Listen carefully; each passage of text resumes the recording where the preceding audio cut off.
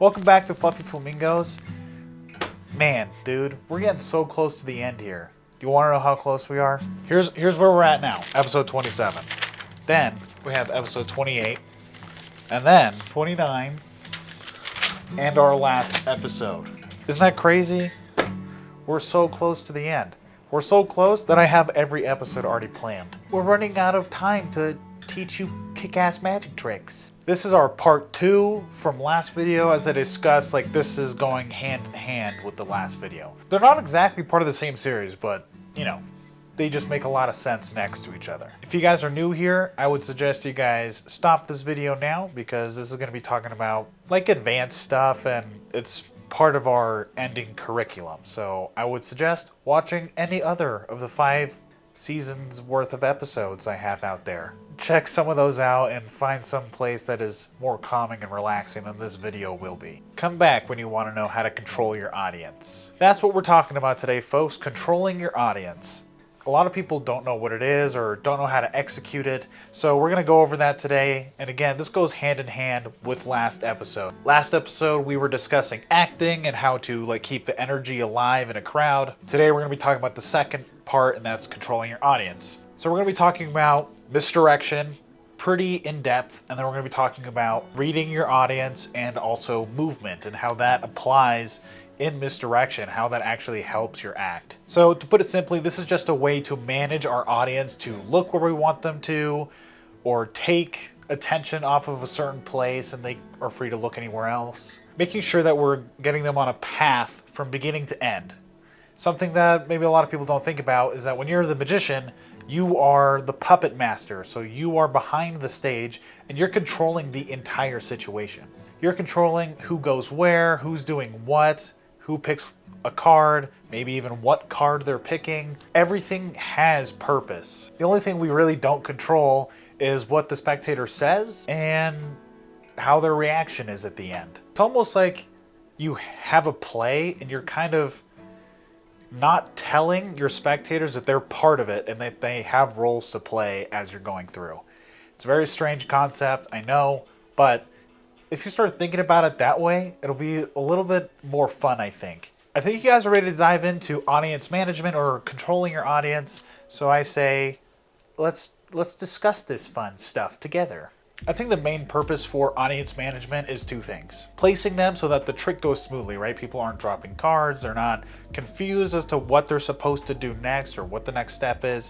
So that's part 1. That can be some really tough stuff from time to time, but this, I think, is the easier of the 2 pieces. It's a lot easier to get used to, and it's not too difficult to just physically contact people because you're in charge, right? So you just tell them what to do, and it's not insanely difficult. The second reason as to why I think we have audience management is to make sure that everyone's having a good time by not seeing the trick. So we're using convincers and we're using misdirection to make sure that they don't catch on, that they don't have a trail to follow and lead back to.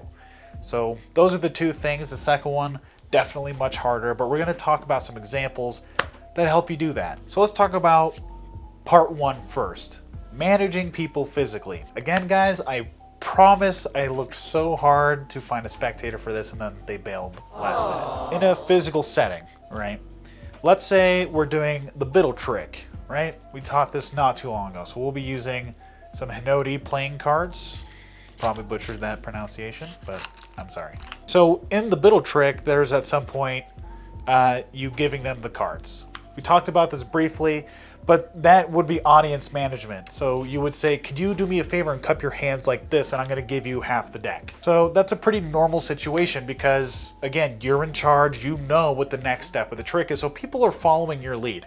You're taking them on a journey. You're a tour guide. So you say, do you mind cupping your hands like this? A good tip is to wait for them to match you and then be like, oh, perfect. And then just give them the deck. Don't even say anything. Just like, we don't need that anymore. Just like we talked about in the biddle trick tutorial, just cast it off and don't think too much about it. It doesn't matter to the audience, so we have to pretend it doesn't matter to us, right? You mind cupping your hands like this? And then they'll join you. You're like, okay, perfect. Go ahead and hold on to this. We don't need it anymore.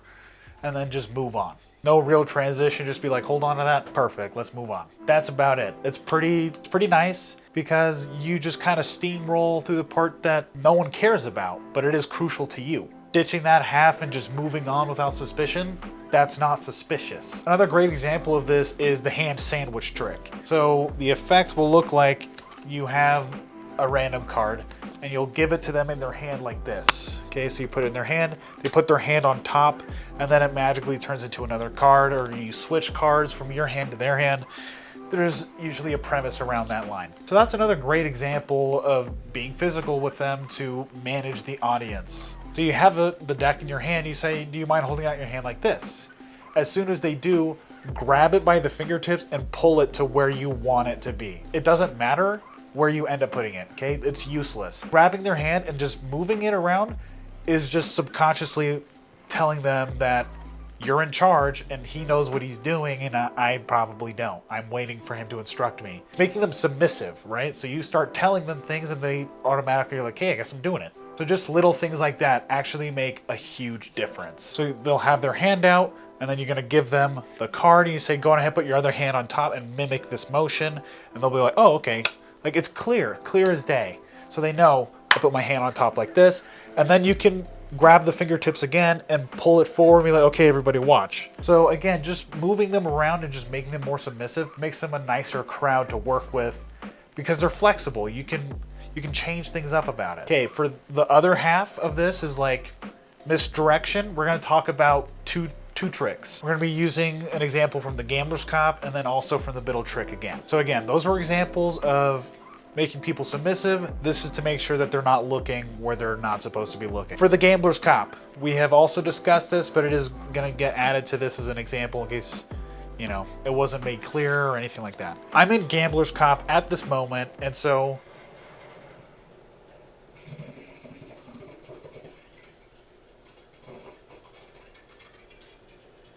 did my wall just fart? Ruh-roh, Raggy. I'm in Gambler's Cop right now, and so in this part of the Gambler's Cop, I want to ditch the card into my pocket, let's say. So what I would do, I'm gonna get on my tiptoes a little bit. So what I would do is I'd be like, can you hold on to that and give it a shuffle for me? That is the movement, right? So by shoving that in their face, you're gonna be like, oh yeah, I guess I'm taking this now, right? Because it's right in front, like, hey, hold on to this. The whole time you're making them submissive and doing all sorts of little things to make them work into the role that you have for them. So you say, do you mind shuffling this for me? As you do that, you are ducking your hand down, right? So you say, do you mind giving that a shuffle? Another good tip is to lean in when you do it, right? So do you mind giving this a shuffle?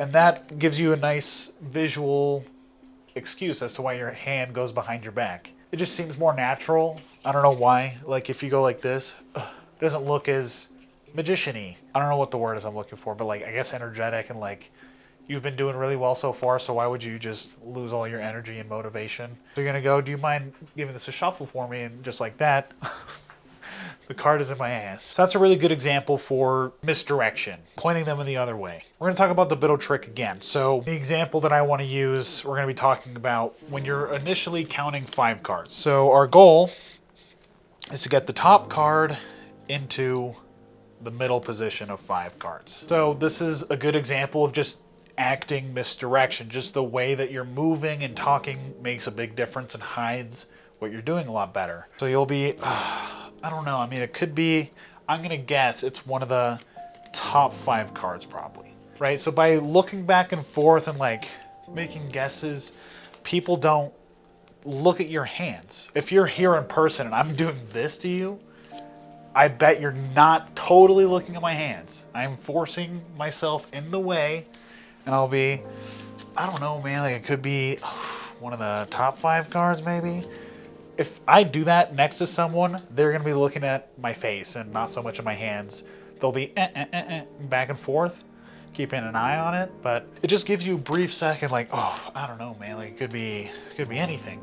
So this arm movement that I'm doing, I don't know.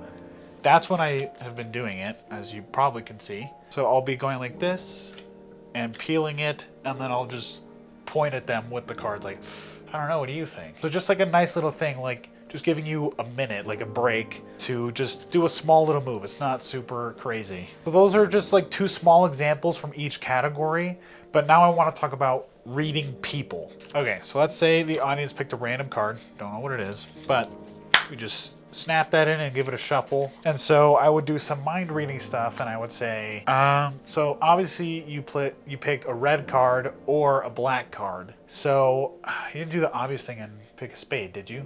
Is the card a low number? I get a feeling that it's a low number. Is it the 5 of spades? So I cheated in the performance, but in real life, I wouldn't know what card they have really. So I can use a certain tool from Illusionist called the fraud credit card to figure out what number they're thinking of. But this little set here is how I figure out the suit of the card. Okay, so I can't tell you how I find out the number because I cheated in the performance, but I use a different method in real life. The part that we're going to talk about is finding out what suit they're thinking of. So it's really interesting, but it's a thing about reading people, like specifically. So you say this line. You either picked a red card or a black card. You're going to say it just like that. So if they picked a red card, you're going to say you either picked a red card or a black card. Keep that pause. If they have a red card, you'll say you either picked a red card, and they'll look at you like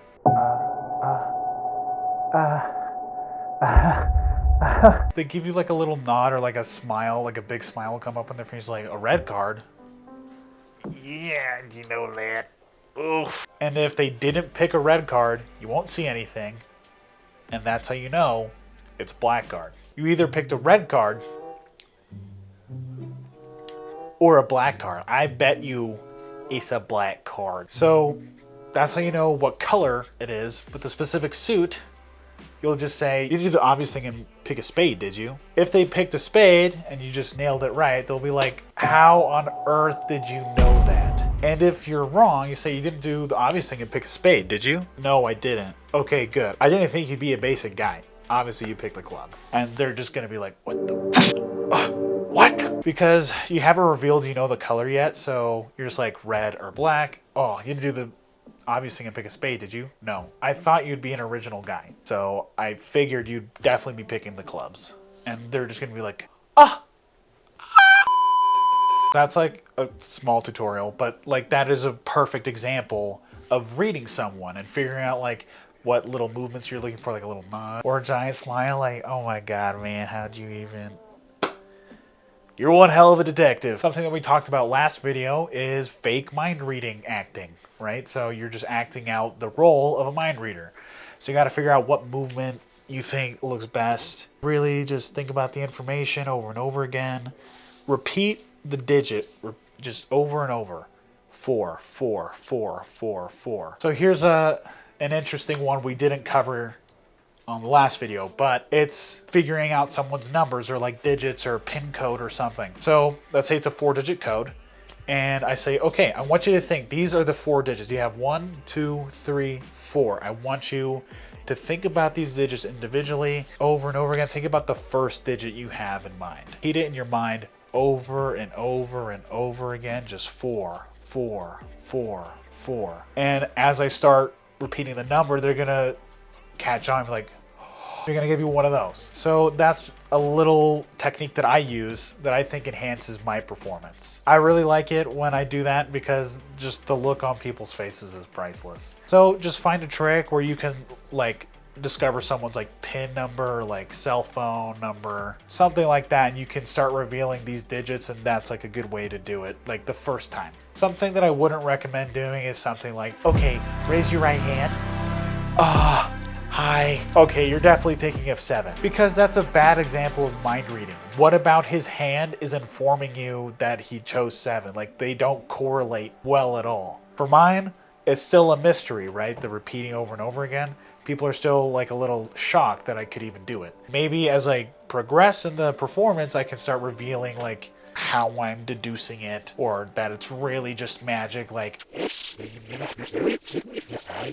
can do whatever you want, honestly, but I would recommend staying away, excusing how you know the information without any correlation to what you're doing. Another thing that I would really encourage you guys to look for when you're performing for an audience, not everyone that you pick is actually comfortable being there. Some people like are peer pressure to go up. Some people, like especially in street magic, So you'll have like a ring of people around you. Joey over here is like, yo, Amanda, you should do that, man. Amanda is gonna be so sick. And Amanda clearly looking anxious and uncomfortable. And all of her friends are like, oh my God, you should totally do it. That's such a good idea, Joey. I'm so glad we're all best friends forever. So this is a great example of reading the room. Amanda clearly does not want to do the trick. So there's two options that you can do. You can tell her, hey, if you're not interested, that's totally okay. We can pick someone else. Just let her know that it's okay if they don't want to. There's no obligation. You don't have to force anyone into anything. Just make that perfectly clear. I preferably don't go that route because I don't want to embarrass them in front of their friends. Like, oh, what a we're gonna bleep that for sure. Amanda doesn't want to see a magic trick because she's such a I could see that happening in certain situations, so just steer clear of that. The method that I think works best is having them come up, right, and they want to go pick the card. And so I'll make this a little extra special trick so it's a little bit more comfortable for them. I'll make sure I talk to them pretty frequently, right? Like, what was your name? Amanda. Perfect. What's your favorite color? And just like ask a couple of questions, just warm them up a little bit before you just start into another trick. We've talked about pausing in the past, how audiences need a break and you need a break. Take the minute to refresh yourself and get ready for the next trick. Stretch your fingers out, pop your knuckles, whatever you think would help you get into the next trick. And now that gives Amanda a break to, all right, I guess this is happening. I guess I'm doing a magic trick. So just start some conversation and just make it really chill. Make sure that everyone that's there understands like it's relaxing time. There's no forcing people to do anything. Just try to have fun with it and make sure that if your audience is uncomfortable or mad or whatever, that you can adjust yourself to that situation. And you have to adapt to the situation. Be like, okay, this guy's mad because XYZ, right? If you get someone who's mad at you, sometimes it'll be like out of frustration because they can't figure something out and then they start bullying you out of it. And in that case, you just be like, all right, I'm walking off. Oh! Probably don't do that if you don't want to get punched in the kisser, but just walk off. If they're mad because like you did something, you overstepped, you didn't realize, then make sure like you're accommodating that person. If you're at fault, oh my God, guys, please don't blame someone else. Don't have an excuse. Well, I haven't practiced in 6 months, that's why. I've met quite a few magicians that do that. They have all these excuses as to why that trick didn't work. It's very embarrassing. Everyone knows you're a liar. You're trying really hard to convince no one. So just be like, oh, shucks, man. I thought I would have got you with that one. How about I'll make it up to you with one more trick. Something that I know is foolproof. I'll show you a trick, and if I mess up again, then I'm out of your hair. Or you can say something like, oh man, I was not expecting to mess up so bad. Do you mind if I do another trick just so I can get some practice in? You can find a lot of ways to recover from messing up pretty badly too. So don't be afraid and just keep up the energy, the charisma that we've talked about in previous videos. Don't let your audience down, and most importantly, don't let yourself down. All right, last topic is movement. We're going to be talking about like placing audience members, placing spectators, and moving around between them in whatever shape you're stuck in. Sometimes they form circles. I've been stuck in a square before. That was really weird. Don't know how that happened. Just hope it's always like a half ring. That's probably the best way to do it. So we're going to start there with forming the crowd. Sometimes you can't help it. Sometimes they form squares around you. Like, what the fuck? Sometimes you can't help it, okay? If you're, I don't know, in a hallway or like a classroom or something of that nature, if you're up at the front, right, at the pulpit, at the front of the classroom and the end of the hallway, whatever it may be, you're gonna be like, okay guys, I need you to come closer. With this movement, people are gonna specifically come in those lines. So you will have like a half ring that exponentially gets larger as it goes out. If you want more people, you say, okay, come on.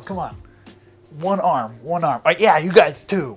If you do one arm, they're gonna come over here, and you're not making it as restrictive. So once you get your lines in place and you figure out where you want people, like, oh yeah, come closer, man. Like, you're too far away, man. If you see people are like all the way in the back, like, oh, totally lame, dude. Point them out, like, come come on, guys, let's see you at the wall. Come on, have some fun with us. Be so inviting and welcoming, like, come on over, guys, come on. They'll join you instantly. So that's a good tip I would put in mind. It's like, come on, and then later you can scoop them up to wherever you want. It's really easy. And we're gonna use a move, a sleight, that's a force for this example. So we're gonna be talking about the slip force, which we've taught in the past, right?